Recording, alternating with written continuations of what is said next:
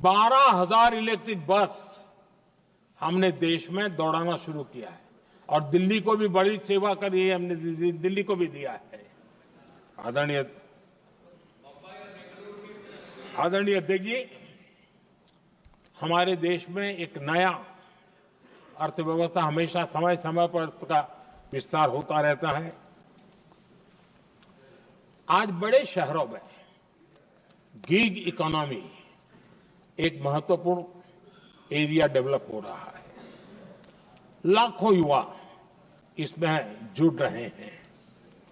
हमने इस बजट में कहा है कि ई श्रम पोर्टल पर ऐसे गीग वर्कर अपनी रजिस्ट्री करवाएं और वेरिफिकेशन के बाद उनको इस न्यू एज सर्विस इकोनॉमी है उसको हम किस प्रकार से सहायता कर सकें और उनको एक आईडी कार्ड मिले ई श्रम पोर्टल पे आने के बाद। और हमने कहा है कि इन गीग वर्कर्स को आयुष्मान योजना का भी लाभ दिया जाएगा ताकि गीग वर्कर को एक सही दिशा में जाने की सुविधा मिलेगी। और एक अनुमान है कि आज देश में करीब करीब 1 करोड़ गीग वर्कर है और उस दिशा में भी हम काम कर रहे हैं। आदरणीय अध्यक्ष महोदय, एमएसएमई सेक्टर बहुत बड़ी मात्रा में जॉब के अवसर लेकर आता है और ये ऐसा क्षेत्र है कि जिसमें रोजगार की अपार संभावनाएं हैं। ये छोटे उद्योग आत्मनिर्भर भारत के प्रतीक है। देश की अर्थव्यवस्था में हमारा एमएसएमई सेक्टर बहुत बड़ा योगदान दे रहा है। हमारी नीति साफ है, एमएसएमई को सरलता, सहूलियत और संबल, एक ऐसा क्षेत्र है जिसमें रोजगार की संभावना है। और इस बार हमने मिशन मैन्युफैक्चरिंग उस पर बल दिया है और एक मिशन मोड में हम मैन्युफैक्चरिंग सेक्टर मतलब कि एमएसएमई को बल देना और एमएसएमई के माध्यम से अनेक नौजवानों को रोजगार देना और स्किल डेवलपमेंट से रोजगार के लिए नौजवानों को तैयार करना, ऐसे पूरी इकोसिस्टम को हम बल देते हुए आगे बढ़ रहे हैं। एमएसएमई सेक्टर में सुधार के लिए कई पहलुओं पर हमने काम शुरू किया है।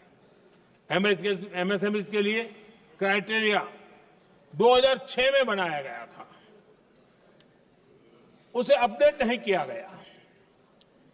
पिछले 10 वर्षों में इस क्राइटेरिया में हमने 2 बार अपग्रेडेशन करने का प्रयास किया और इस बार एक बहुत बड़ा जंप लगाया है। पहली बार 2020 में, दूसरी बार इस बजट में हमने एमएसएमई को आगे बढ़ाने का प्रयास किया है। हर तरफ उनको आर्थिक सहायता दी जा रही है। एमएसएमई के सामने चुनौती फॉर्मल फाइनेंशियल रिसोर्सेज की कमी की रही है।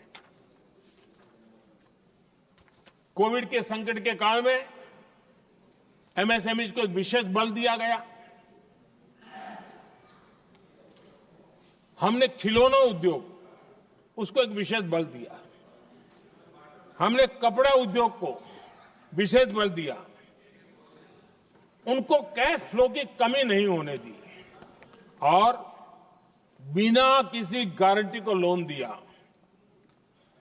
हजारों उद्योगों में लाखों नौकरियों की संभावनाएं बनी और नौकरियां सुरक्षित भी हुई। छोटे उद्योग, उनके लिए customised credit card, credit guarantee coverage, उस दिशा में हमने कदम उठाए जिसके कारण वो अपने ईज ऑफ डूइंग बिजनेस को भी बढ़ावा मिले और वो गैर जरूरी नियमों को कम करने का कारण उनका एडमिनिस्ट्रेटिव बोझ जो रहता था, एक आध व्यक्ति को उनको काम पर पैसा देना पड़ता था, वो भी बंद कर दिया गया। एमएसएमई को बढ़ावा देने के लिए जो हमने नई नीतियां बनाई है, आपको खुशी होगी, एक समय था 2014 के पहले खिलौने जैसी चीजें हम इंपोर्ट करते थे। आज मैं गर्व से कह सकता हूं कि मेरे देश के खिलौने बनाने वाले छोटे उद्योग आज दुनिया के अंदर खिलौने एक्सपोर्ट हो रहे हैं।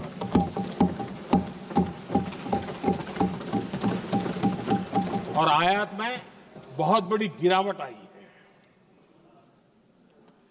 निर्यात में करीब 239% वृद्धि हुई है।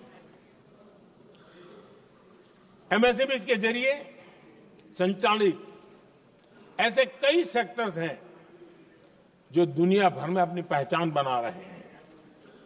मेड इन इंडिया कपड़े, इलेक्ट्रॉनिक्स, इलेक्ट्रिकल गुड्स के सामान आज दूसरे देशों के जीवन का हिस्सा बन रहा है।